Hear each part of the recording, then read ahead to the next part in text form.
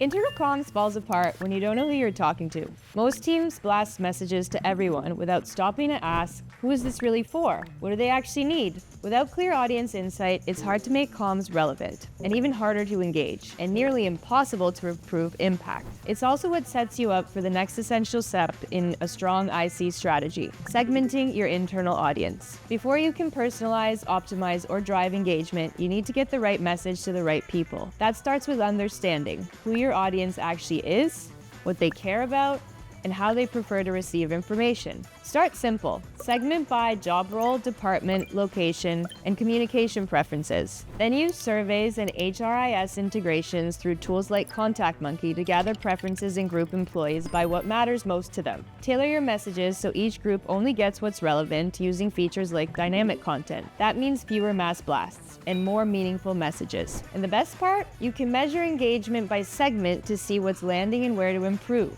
We built a free internal comms segmentation guide packed with examples, templates, and a step-by-step plan to help you get the right message to the right people, avoid email overload, and boost employee engagement across every group. It's really built to help your team move from generic to targeted without the manual lift. It's time to send smarter, not louder.